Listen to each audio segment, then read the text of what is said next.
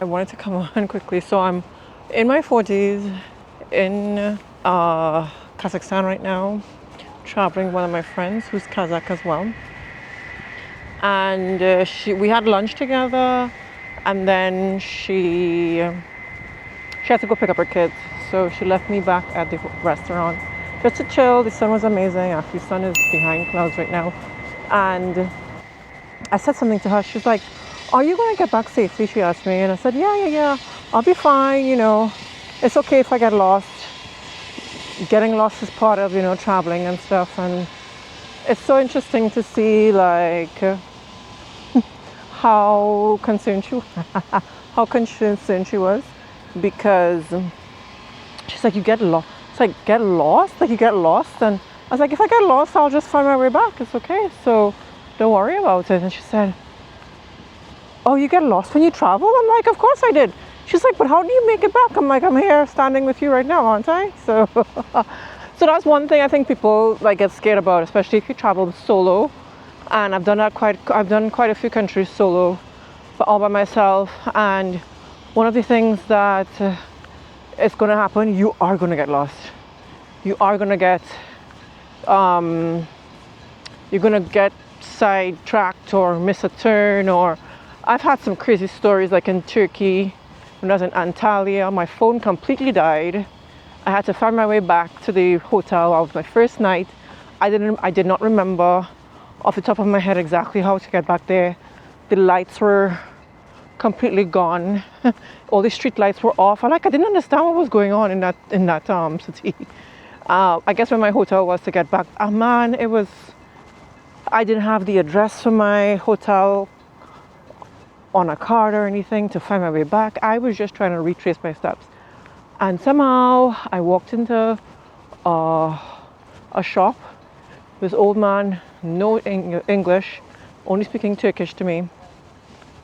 And I somehow figured out how to tell him that I needed to get back to my hotel. And he was like, to call a taxi. And he showed me how to call a taxi, like on a pole. There were these, and I noticed it when I was walking through the streets earlier in the day. I saw on the pole there was like a telephone kind of thing, contraption. I didn't know that's how you call a taxi. And the taxi would come pick you up exactly at that spot. Yo, I called that taxi, y'all. The joke was on me because I literally was right around the corner from the hotel. The taxi picked me up and was like, you're here. He literally turned around the corner, drove me around the corner. My point is, you will always find a way. You will always find someone who will help you. You will always find someone who will, even if there's nobody speaking English, which has happened to me as well, you will figure out ways to survive. And I feel like the more you travel, the more you go out there, the more you have different experiences in different countries, you start to pick up different little cues and ways of survival, ways of problem solving, ways of navigating situations where you're in a bind, So I do want to encourage you, like if you're in your 30s, if you're in your 40s, no matter what age you are, I want you to go out there, travel. I want you to go out there and have experiences. Some people are scared. So even my girlfriend, my Kazakh girlfriend, she's such a strong woman, very capable. I've been watching her because I've been here with her for about 5 days now, and I've been seeing her navigate her family life and problem solving and figuring out time schedules with picking up the kids and taking care of the household and stuff. And I'm like, I don't think I can do that. Like, I don't like having to, like, you always have to like calculate who might need what and when and why they might need this, and have to decide you have to figure out like what do you call it? You have to figure out different scenarios that might pop up with your kids or your husband or whatever, and it's unfortunate that women have to do that mental load. But my point is that you can you can navigate traveling. You can also navigate solo traveling, you know. And as a lot of people have given great advice with solo traveling, they tell you travel in your own city first. I did not do that. Oh, actually, maybe I did a little bit. I did a little bit when I lived in the Bahamas. I traveled there by myself. A little bit. I was moving around there by myself sometimes, especially like if my ex-husband, well, husband at the time, was traveling to different countries. I would go out and, you know, explore on my own. And there are a few things you do have to consider, of course, like, you know, different country, you have to consider safety, depending on the time of day. You want to walk, you can think about whether you want to go for a walk by yourself and stuff. So the great thing about it is that, thankfully, everywhere I've been so far, I felt quite safe. There were situations at night. I would not suggest walking at night, you know, if you're solo traveling.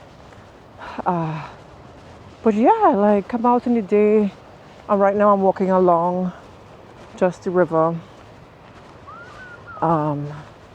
Back to, it's actually a 1 hour walk back to where I'm staying with my friends. So yeah, this is a nice way to get some exercise, stretch your legs, see the city. You know, the funny thing is, like, I really love trying to walk in the city because somehow, some way, whenever you walk, it happens to be helpful because, like, let's say in your taxi, be like, oh yeah, I remember walking that area. Or if a taxi is taking you the wrong way, you can kind of figure out, you know. We really also live in a world of having the internet, having access to Google, having access to always being able to find your way, you know, out of circumstances. So what is that noise? Oh, so this seems like a place or an area where people do fishing and stuff. So people are, anyways, so let me show you guys a little bit of what I am looking at.